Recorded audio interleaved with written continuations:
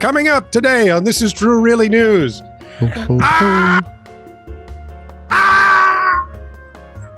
Ah! You having a spasm? If you like, ah! What if we don't? You're kind of out of luck on this one. Yeah. Then you're going to want to like and subscribe and follow This Is True Really News. Slap the bell icon so you can get, told whenever we put up something decent or not. And if you want to send us a comment, just leave it where you hear or see us. And if you'd like to send us something longer, or you want to send us a story, send it to, and are you listening, Fanuki? Mr. Fanuki to you, dude. Ookie Fanuki. TR. Isn't that a swamp? Yes. TR at netradio.network. This is True, Really News with Scott Combs and Tony Vercanis. All the news you're about to hear is true, Really? as far as you know. So, before we get to Gary's story, an unnamed woman in Chongqing, China. Is she unnamed because you can't pronounce it? No, actually, they couldn't Okay. either, and probably couldn't spell it. It's an MSN report, so. Oh, okay. Yeah. I'm pretty happy they got Chongqing's right. Yeah, okay. Which probably isn't. She landed the grand prize of a humongous $1,380. Wow. Now, what do you suppose she did to earn that grand prize? Had no children. No, see, that dates you. Now they want you to have children. Yeah, because they're collapsing. Running out of people. Yeah. You can worry about China, but only about 35 more years. That's about it. She somehow managed to avoid using her mobile phone. For how long? A whole hour. I went in. Hang on. I sleep as much as 8 hours a night and the phone's off. A local business organized the Public Welfare Challenge. It's aimed to spotlight the issue of smartphone addiction. Okay. Which I notice every time my family gathers. Usually we chat and play games, and every once in a while you'll notice that everybody, doesn't matter the age, are over there giving their thumbs a workout. The winning participant showed up in her jammies. Of course she did. And had to lie still without benefit of any distractions like books or movies. Oh. And yes, out of 10 contestants, she was the only one who could make it the whole hour. Seriously? I could do that standing on my head. No, you can't stand on your head anymore. Oh. Yeah, I'd probably hurt. Metaphorically speaking. Yeah, well, yeah. Not literally. I went for a long time without them. Oh, yeah. Until Kara spilled orange juice on hers, and I got that one for some reason. They fixed it. Well, you have an hour and a half drive from work, so that way we'll know if anything happens. Why? Because the phone's going to call you? Didn't ask that. Well, let's be fair. You've run over deer on your way to work. Not actually problems. Well, yeah, I ran over the deer, but someone else had before that and left the poor thing half alive laying in the road. So you did the only humane thing. Yeah, ran right over it again. Well, no, because it's the front half of it stood up. Yikes! It's taller than your car. At 3:30 in the morning. That is not something you want to see. Okay, here we go.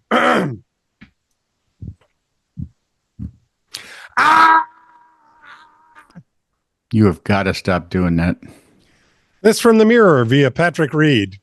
Patrick? Oh, it's England, so then I understand why you're doing it at least. Not entirely.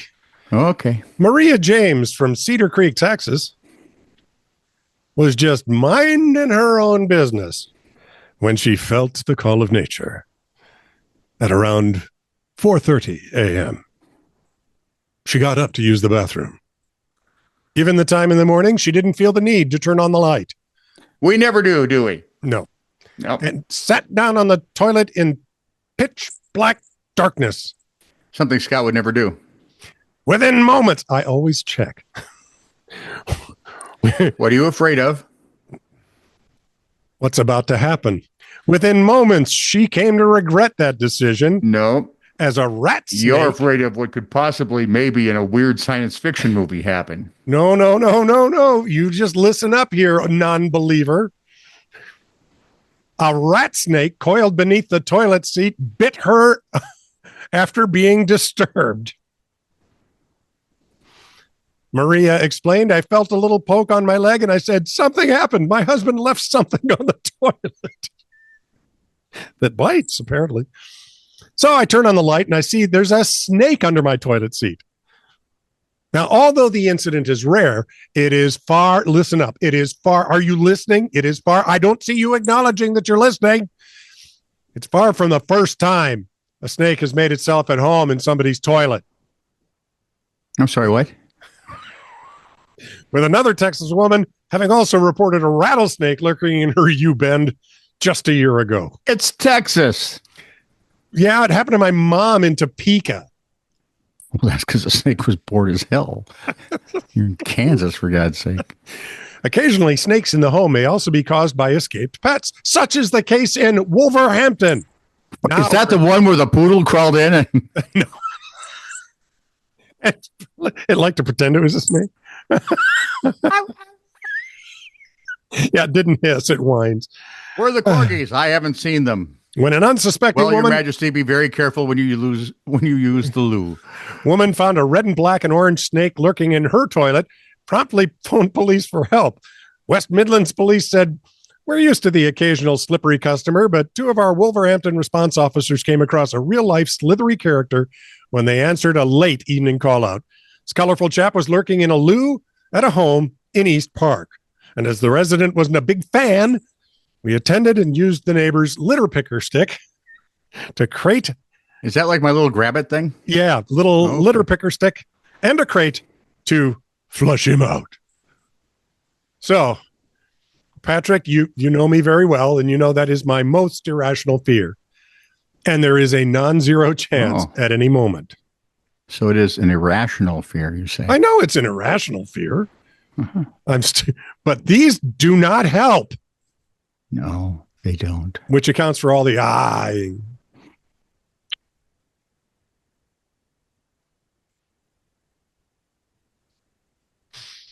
So a Virginia hunter. Is she a snake? No, this is Gary's story. Okay. A Virginia hunter died of his injuries days after a bear that he had shot. Well, can't say that. He died of injuries days after a bear had been shot. He found this story, I don't know why, but he found it on AccuWeather.com. Oh, yeah. AccuWeather's full of bear stories. Yeah. Everybody knows that. Well, not everybody. A hunting party in Lunenburg County in early December was following a bear when it did what bears do. Ran up a tree. Oh, there you go. Okay. And this is all it's all corroborated by the Virginia Department of Wildlife Resources. Well said. And then reported on the Associated Press, too, so it must be true. It has to be. Associated Press would never knowingly lie, except for when it does. So the hunting... I tried to explain to someone that was worried about something they read from the AP. Mm-hmm. I said, don't worry. Historically, they have been hysterically liberal and progressive, if you will. Mm. I had someone actually argue with me. On that? Yeah. They didn't read enough AP. I said, I'm not going to argue that with you because if you've read any, it's pretty blatantly obvious. Yeah. Anyway, the group read of them hunters, for 40 some years, dude. That's what I said. I've read them 40 years, and it's pretty consistent. The group moved, and UPI was so much worse because they wrote badly. Yeah. The group moved away from the tree, and one of the hunters shot the bear. Remember how the story started? Virginia hunter died of injuries after a bear had been shot. So he wounded the bear. The bear really ticked off now. The animal fell from the tree. Yep. and landed on 50-year-old Lester Clayton Harvey Jr., who was standing about 10 feet away. A member of the hunting party. Had Lester never hunted bear before? Well, he was 10 feet away, dude. A member of the hunting party provided first aid until emergency medical. I'm thinking the hunter. Okay. He was transported to a hospital, then transferred to VCU Medical Center's Critical Care Hospital in Richmond. He died of his injuries. When was this? The 13th. I'm sorry to hear that. Yeah. It's very sad. According to his obituary, he's survived by a wife, 5 kids, 8 grandkids. And he's not alone. There have been similar dead bear deaths. Where the bear falls on. Yeah. Like the AP had a story in 2018 in Alaska. A man, he didn't die, but he suffered critical injuries when his hunting partner shot a bear on a ridge. You know what happened, right? He's on a ridge. Bear got shot. Bear fall down ridge, tumble down slope into man. Why doesn't anybody move? Well, I'm guessing he did, but with the bear falling all that way on a ridge, rocks started to fall. Oh, yeah. Okay. And in 2019, another man was in. Why are you not afraid of this? Of bears falling out of trees or down ridges? I don't go hunting. It doesn't. In a separate now, if it was a bear in my toilet, very well. I would want to see the toilet, is what I would want to see. Or the bear. In 2019, another man injured North Carolina after his hunting partner shot a bear in a tree. There could be scratches. As the bear fell from the tree and then started biting the hunter. No. In North Carolina, both man and bear then fell off a cliff. Oh, Lord. The hunter was hospitalized. The bear was later found dead. So Gary and I each had questions. You can tell Gary's a hunter. Yeah. Because Gary's question was very hunter-like. Okay. Who got the bear? Me or the dog? I mean, who got the bear? I'm guessing afterwards. Yeah. You'd have to do something with it. And my first question is, he was 10 feet away. Did the bear bounce? Because if there's video. I think it tumbled out a limb. Bouncy bear. Yeah. Call Hasbro. Are they still in business? This could be a game. Call Mattel. They've got Barbie. They've got Cat. Now they have Bouncy Bear. It's called Bear Hunter. If you catch my drift. It could be a weeble, a bear weeble. Ooh, like my mom. You put him in a tree, you shoot him down, and he tumbles onto the... At least the other ones, I mean, on a ridge and he's falling down, that could be interesting. A bear starts biting someone who shot him. That would be normal. Well, going over the cliff was probably... My real problem with a bear biting me is if, depending on what it would have to be in the toilet. What I'd have to use. I'm trying to get the rifle, by his head. And that's just not easy. So I'd be like... There is a reason you don't hunt. Stop, bear. Bad dog. If you ever go bear hunting... Yes. Don't invite me. This from the Flathead Beacon Police Blotter. No, I'm serious. Do not. 10:49 a.m. Wait a minute, hang on. We're where now? Flathead Beacon Police Blotter. Thank God. Normalcy returns. There we go. 10:49 a.m. Someone on Jellison Road called in to say that it looked like someone had used their cooking pot to clean out the cat box. And they thought they saw a large bear and a short, small bear. In a toilet. Well, they're in Jellystone, aren't they? With Colonel Mustard. In the library. The library toilet. It's always where it happens.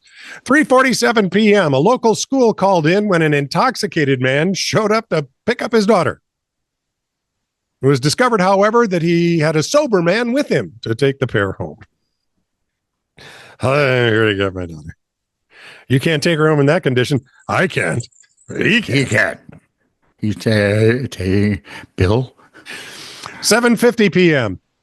Come on, that was a funny Bill Cosby thing. It was. Foster Brooks. Somehow, Bill is less funny these days, knowing what I know about him. Only to some people. A man was arrested at 7. His funny stuff is still funny. Well, still there. Yeah, I feel guilty for laughing at it sometimes. Oh, you're one of those. Here. I know. A man was arrested on a warrant for a previous unpleasant incident. Hey, if I get canceled, does that mean we can't do the show anymore? No, we'd still do it. Screw them. He had apparently used his pickup to push another vehicle through a house in Hungry Horse because the man living there owed him money. Of course. What else would you do? What do you bet there's a lot of restaurants in Hungry Horse? I bet a lot there aren't a lot of restaurants in Hungry Horse. How do you handle a hungry horse? The Hungry Horse handler? Yeah, I think so. 8:17 p.m. A man called 911 and said, "I don't need help," and hung up. Well, that was nice of him. Yeah. Deputies responded and found an intoxicated man and his wife had been arguing. No. She left for the night. Intoxicated, you say? Intoxicated. Outside Boudreaux's in the gutter. No, I'd have seen him. At 11:33 p.m., a Kalispell man was arrested after a routine traffic stop. He had an outstanding bench warrant after failing to appear in court for not taking care of a ticket regarding his barking dog. He's just a show off. I mean, because I had a pretty cool bench warrant, but never an outstanding one. Down by Haywire Gulch.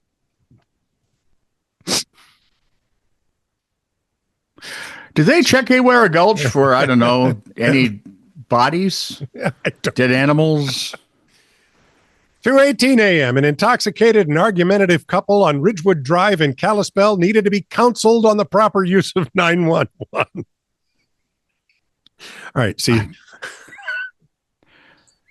This is for emergencies and life-threatening problems? Yeah.